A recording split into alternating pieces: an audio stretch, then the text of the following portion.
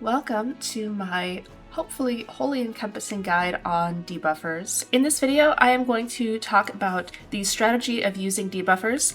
I'm going to discuss the combinations of different kinds of debuff skills, when they are useful, when they are not so useful. I'm going to discuss exactly what certain debuff skills do, and I am going to talk quite a bit about the Summer Goldship Uma that will be coming out shortly, which will be kind of putting a capstone on a lot of these debuff builds. So firstly, let's just do a quick intro to debuffs. Usually when people are talking about debuffs, they are talking about stamina debuffs or speed debuffs.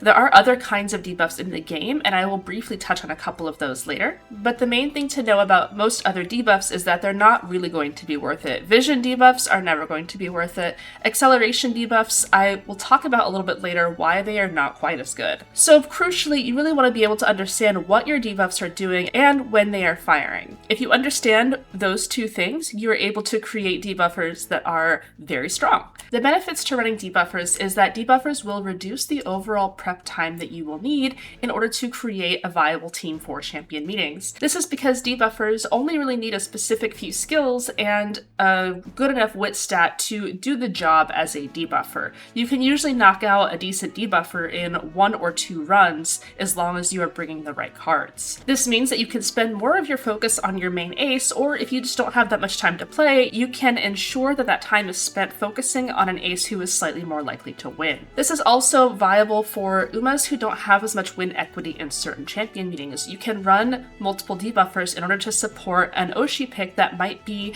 underpowered compared to the meta picks. So an important thing to know is that debuffers you own will never hit Umas on your own team. Sometimes it might look like they are because their debuff skills are proccing at the same time as another debuff skills, and you might see some, purple sparks around your Uma indicating that they're being debuffed, but I assure you, your own debuffs will never hit your own Umas. However, they will hit all Umas that the game registers as not being on your team. This is important for alternative PvP modes such as drafts and other kind of multiplayer races. If you are drafting in a 5v5, you will hit members of your own team with your debuff, so please be careful if you're in those scenarios. Now, before we get too much into actual debuffs, I want to talk about the theory of pure debuffs versus hybrid debuffers versus pure aces. I see a lot of these conversations come up a lot, and I just want to talk a little bit about the difference between them, when you would use a pure debuffer, when you would use a hybrid debuffer, and when you maybe wouldn't use a debuffer at all. The main thing that I really want to communicate is that the more consistent your main ace is, the worse hybrids get. So if your main ace is always finishing first through third, if she is reliably hitting a lot of her win conditions every single race, you are better off trying to support her to push ahead just a little bit more to secure those few wins that she might have lost by a nose or a neck or by, half a length. So if I do have this ace who is very consistent and always hits her win condition and always finishes first through third, if I run her with 2 hybrids that have only a gold speed debuff, any race that my main ace loses by about 0.5 lengths, she probably would have won if I had ran full debuff support. So this is really applicable when we're talking about Umas such as Christmas Ogre, who have a position agnostic win condition that they can hit very reliably. So hybrids essentially work to cover you if your main ace trips. They will still have a win con. They can insulate you from a potential loss, even if their win con is weaker than your main ace, such as if they are more gambly or if they need to be in the perfect position in order to win. But it's important to note that anytime your hybrid does win when your main ace is second place, is kind of meaningless when we're comparing between the benefits of running a hybrid versus the benefits of running a full debuffer. So hybrids can and are definitely still worthwhile if your main ace has significant loss conditions. If your main ace has a situation that when she gets into, she will just never win, such as angling and scheming. If she misses out on angling and scheming, she is just never going to win. However, a hybrid can still win from that position. So in order to reduce a lot of the clutter, kind of around everything that I've just said, I have kind of come up with this hybrid formula, which is kind of a thought experiment that you can run through your own mind when you are anticipating running a debuffer and if you're deciding between making a hybrid debuffer or a full debuffer. So the formula here is that you are taking the number of wins that your main ace can get, as well as taking the number of wins that she loses by about 0.5 lengths. and you're comparing to see if that number is greater or less than the number of races that your hybrid wins minus the number of races that your hybrid wins where your ace is second. So through this, we are really distilling it down to, does my hybrid win enough to make a significant enough difference to not run them as a pure ace? If your ace wins plus your ace losses are greater than your hybrid wins minus your hybrid wins where your ace is second, it is better for you to run full debuffers. If your ace wins plus your ace losses is less than the number of times your hybrid wins minus your hybrid wins when your ace is second, then you are probably better off running hybrids. As a note here, I would consider a hybrid to be an Uma who is supposed to hit their gold debuff skill. I wouldn't really consider a hybrid to be, for example, a frontrunner with Speed Eater on a mile track. I would rather think of hybrids such as a Dominator Rudolph who still has Moving Past and Beyond, Let's Pump Some Iron, and is run as a late surger. I'm also describing the difference between a hybrid debuffer and a full debuffer as a hybrid debuffer mainly having only their gold debuff skills such as Dominator or Adored by All or Keen Eye or something like that, whereas I would consider a full debuffer to be a debuffer who runs in the end closer position so that they can use their Intense Gaze skills so that they are consistently 6th or below for skills like Dominator and Keen Eye to proc, as well as running the full suite of hesitant debuffs, as well as any other debuff that you might be able to fit onto them. So now that all of that's out of the way, let's talk about stamina debuffs specifically. So with stamina debuffs, we do not have cards that give us gold stamina debuffs, but we do have some accessible Umas such as everyone's favorite Nice Nature. So Nice Nature does have her 2 gold stamina debuffs, and she is, if you'll excuse my pun, the gold standard for debuffing stamina, especially on a medium track. However, I will say that currently in global, stamina debuffs are falling somewhat out of favor due to several factors such as Christmas Ogre being a main ace, and it's very difficult to stam out a Christmas Ogre. Additionally, there really aren't very many stamina check CMs for a while, as our next long CM is a 2,500 meter course, and the next one after that is quite a while from now. So here I have listed out all of the cards on global currently that you can get certain stamina debuffs. I will say that the R. Wit Rudolph card is kind of the gold standard for stamina debuff cards, as she has the subdued version of every single stamina draining skill. So in general, when you are looking to run a stamina debuffer, you are always going to add this Wit Rudolph into that deck so that you can try to get as many subdued debuffs as possible from this one card. Additionally, we also have the suite of flustered debuffs, which I have listed out all of the available cards on global that give the flustered debuffs here. So if you are trying to make a stamina debuffer, I would recommend including a couple of these cards in order to try to get the full suite and see if you can get as many debuffs as you want. Additionally, the SSR Stamina Manhattan Cafe is going to be giving the gold stamina siphon skill, which is only usable on a long track. Again, stamina debuffing is not what I would really consider to be meta right now, but it can be useful if you are running a full debuffer and you need a couple extra cards to throw on them. You can always add just the R. Wit Rudolph. These are also options if you are trying to target a specific running style such as end closers or front runners and trying to make sure that they will not have enough stamina to finish the race. So now let's talk about speed debuffs. Speed debuffs are incredibly strong, and as a matter of fact, they are so strong that we really don't get many more speed debuffs in the game ever after, this rotation here. So the important thing to note is that all white speed debuffs are minus 0.15 and all gold debuffs are minus 0.25. This means that white speed debuffs are very roughly, because it depends on the length of the track, about 0.2 to 0.3 lengths of difference, whereas gold debuffs, again, very roughly are about 0.5 to 0.7 lengths of difference. So for example, if you combine your gold debuff with a hesitant all running styles, you do hesitant front, hesitant pace, hesitant late, hesitant end, as well as your white debuff, you are essentially slowing all the other girls down by about a length to slightly less than a length. The other important thing to note is that speed debuffs are based on current speed, not target speed.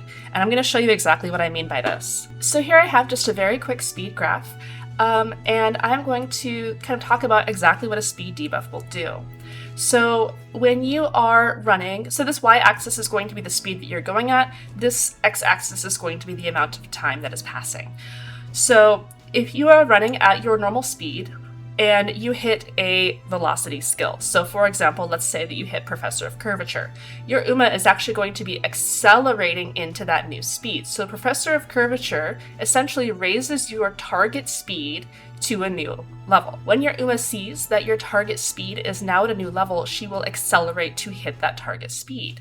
So now you are moving slightly faster. And then when Professor of Curvature ends, your Uma's target speed will now be at a lower level because you are no longer at that higher level of speed. So your Uma then decelerates into her new speed target, which is going to be her base speed, right? This is how just about every velocity skill in the game works because it is based off of target speed. Now, debuffs, crucially, are based off of current speed. So when we are talking about current speed instead of target speed, the effects are actually instantaneous. So for a speed debuff, if an Uma is running here at her normal speed, and then she gets hit with a Dominator skill. Dominator affects current speed, so rather than decelerating, she immediately stops running as fast. She's not decelerating, she is breaking the laws of physics to immediately go a lower target speed. And she will immediately go that lower target speed for as long as the skill duration, which is in most cases 3 seconds, adjusted to the length of the track. Now, when that skill is over, she immediately increases her current speed back to the speed that she wants to be going at. So there is no deceleration or acceleration when we are talking about current speed, which is why debuff skills can be very powerful, even ones that fire in the late race, because you're not losing any kind of effectiveness from them due to the enemy Umas decelerating. They just immediately start going a slower speed. So now let's talk about the hesitant suite of debuffs. So the hesitant debuffs are all white skills that can be found on various Umas or cards, and they are pretty strong as a targeted debuff to certain running styles. So these are a great way to target meta running styles, such as Pace Chasers and Christmas Ogre metas, or Frontrunners and Frontrunner metas. And overall, they're just really nice skills to pick up. You can treat hesitant skills as one-offs if you, for example, get them on your main ace and you have the SP to afford them, or you can also just try to get as many of them as possible on your debuffers. Again, these are great ways to target the meta, so if there is a certain running style that is just not very meta, you don't really have to worry about picking up the hesitant version of that running style. After hesitant debuffs, we're going to talk about more specific speed debuffs, such as Intense Gaze and Petrifying Gaze. So the Gaze debuffs are end closer only, and they do work on all tracks. However, they only work on the Umas that are in your end closer's field of vision in the late race. This is basically going to be a bonus to running your debuffers as end closers, which generally is the better way to run a pure debuffer if you are running them with skills such as Keen Eye or Dominator. Sweep Tosho is the only Uma that gets access to the gold skill Petrifying Gaze, and as far as I can tell, it is never put on a card in JP. This puts Sweep Tosho in kind of a unique position among debuffers in that she does have a universal gold debuff skill. However, it is a field of vision based skill, which means that it will probably not be quite as effective as a skill such as Dominator. So Speed Eater is a mile only skill. It is a first place through third place skill, and it does target the 5 closest Umas behind you. This is a skill that you are going to almost always give to your front runners in miles. This doesn't really turn your front runners into debuffers, it's just a very, very valuable skill to pick up on any front that is running in a mile track. So Summer Maru and Ines Fujin get Speed Eater in their kit for free, and Valentine Mihono Bourbon can get it in one of her random costume events. The gold version of this skill does exist, but it was never actually implemented in a card or on an Uma, thank goodness, because it is an extremely strong skill and can be very oppressive in triple front rooms in mile CMs. For sprints, we do have Adored by All, which is the skill that only Curran-chan has. This skill is never put on a card, and it does take place in the early race if you are first through 4th place. Mile has Keen Eye, which is a very strong skill and is actually on the Gold City SSR Speed card, as well as the Gold City Uma herself. There are no further Keen Eye Umas or cards, and it does proc in the early race if you are 6th or below.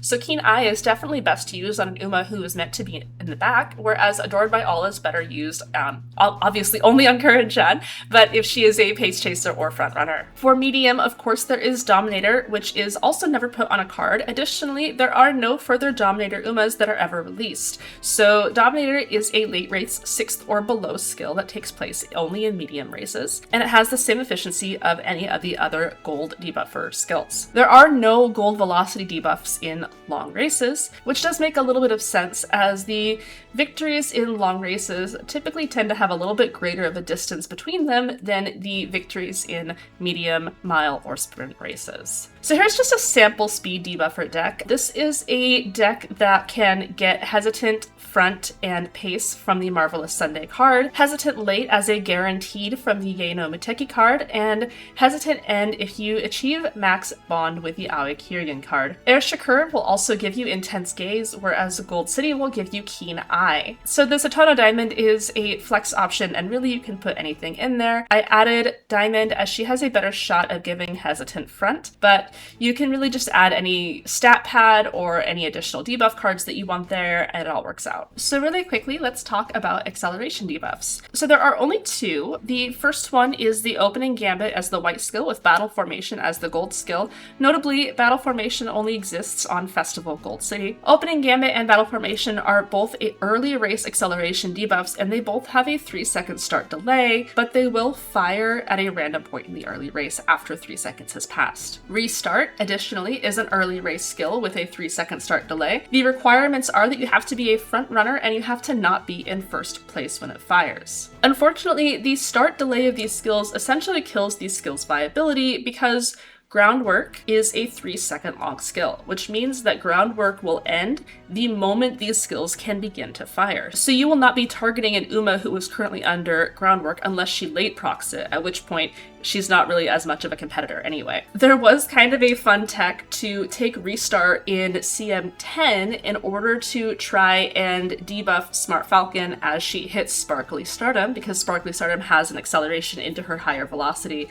But again, it's not very effective. I would say that these skills can have use when it comes to niche edge cases like that. However, I don't think that they are reliable enough to really be worth a full consideration. Now, there's no harm in picking them up if you have them and if you're running a full debuffer who can support them, but I don't believe that it is going to be a very strong option compared to skills such as outright speed debuffing. So now, with all of that out of the way, let's talk about Summer Goldship. Summer Goldship is an Uma that I have seen a pretty sharp uptick in people asking about and planning around recently, and I wanted to really dive into her unique skill and exactly what it does and what it doesn't do, because I think there's quite a bit of sensationalism going on with Summer Goldship, and I think that once you understand exactly what she does, you'll be better positioned to make a decision on whether or not you want to pull for her or whether or not you want to use her inherited skill in order to make your debuffers a little bit stronger, so on and so forth. So if you haven't read this yet,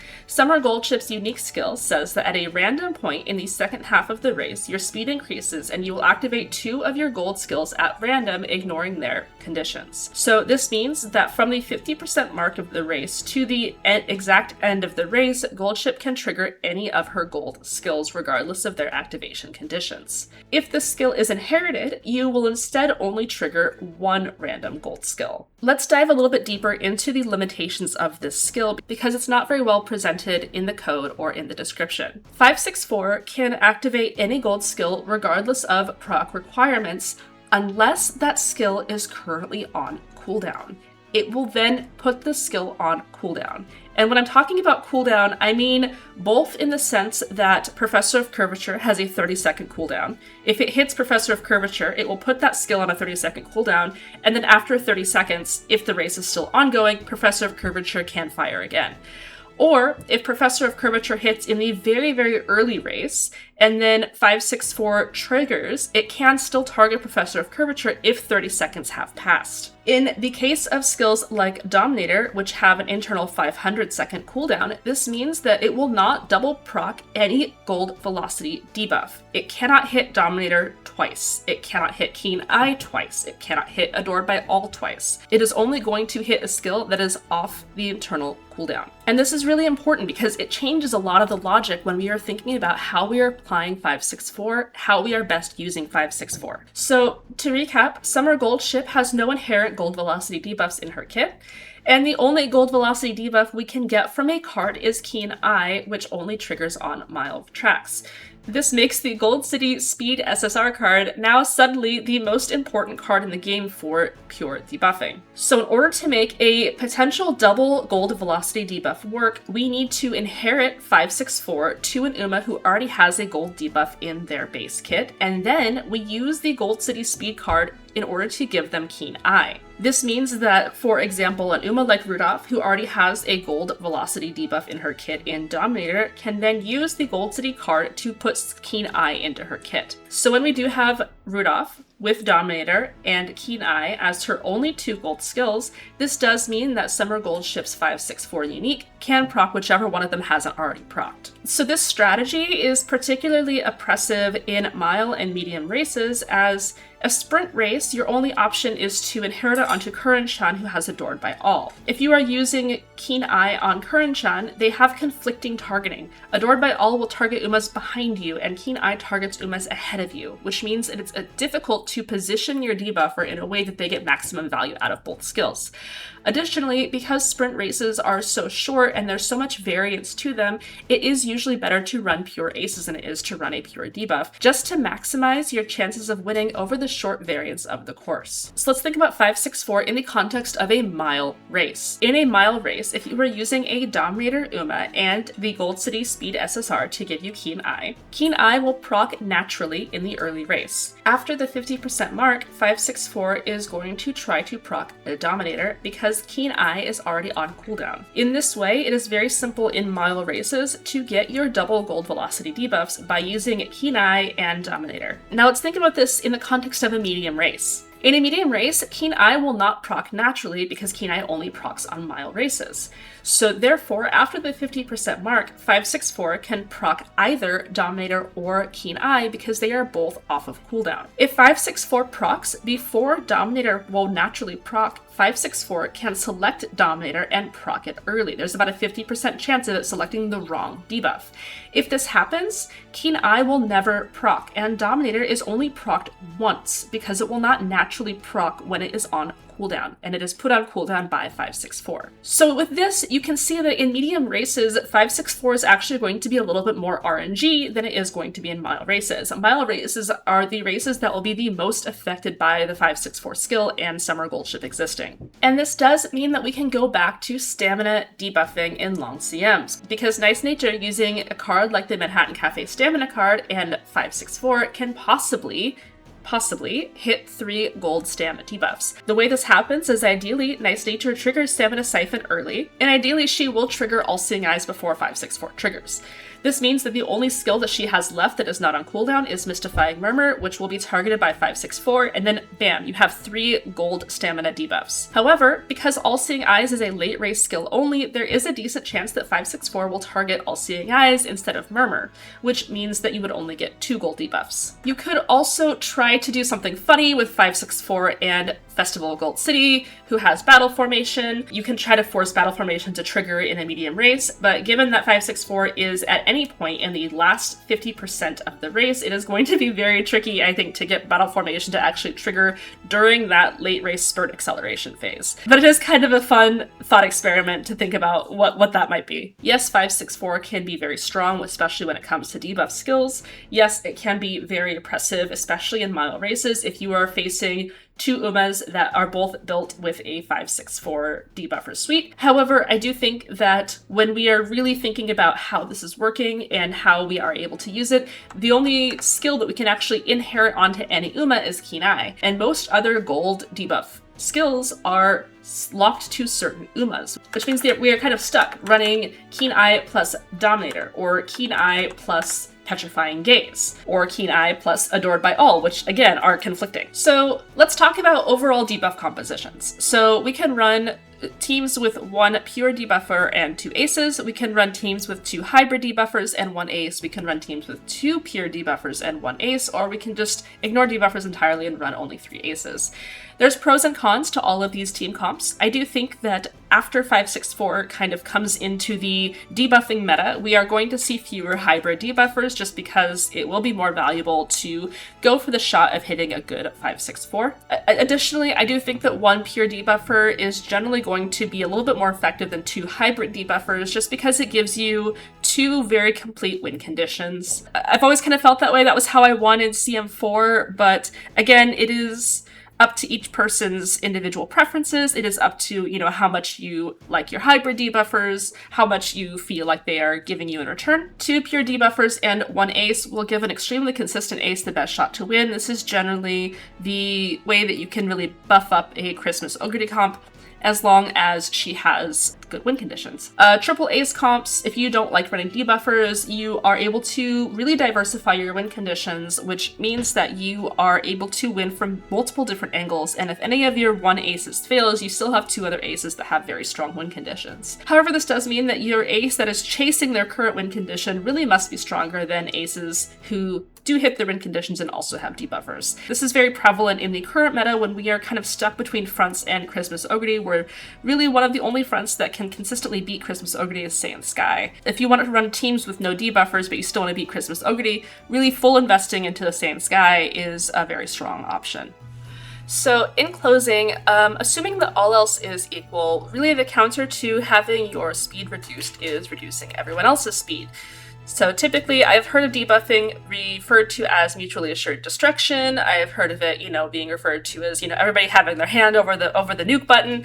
If everybody is debuffing, then everybody's at the same speed, and that does make sense. And that is the most straightforward way to countering debuffs, is to running debuffs of your own. However, I do want to say that you can beat debuffer heavy comps if your aces are better or stronger than theirs, which I know sounds like, oh god, okay, yeah, just make a better ace. But if you really think about the scenarios that you get into in champion meetings, it is very rare that you're going to see an ace that is a billion rating higher than yours with full debuffer comps. Usually what I see when I am in rooms is that the other aces are usually about equivalent or even maybe a little bit worse than mine, and I'm able to beat them just based off of the strength of my aces and my win conditions. So I don't want to give the impression that you are forced to debuff just to counter other debuffs. If you think about the average person playing the game, if you think about the average team that you're running up against, it is very possible to just out-ace them, right? Especially if you're building multiple aces that can win from multiple different angles and they're relying heavily on an ace that can only win from one. Another thing that I want to communicate is that there are very few, if any, notable debuff tools released after Summer Goldship. This is kind of the point when the devs started to realize how oppressive debuffs could be and how it may have been compromising some of the integrity of the champion meetings. So this means that hopefully this guide will have a little bit of longevity and we'll be able to kind of reflect back on it in the future. I hope that this helped. I hope that this cleared up some misconceptions about debuffs. I hope that this helped to show you exactly where you can source certain debuffs from and exactly how you can use debuffs to help your ace to win. Please let me know in the comment section if you have any questions or if you feel like I've made any mistakes. I am more than happy to try to rectify them. Thank you so much for watching. I really appreciate it. I hope that everyone has an amazing day. Bye bye.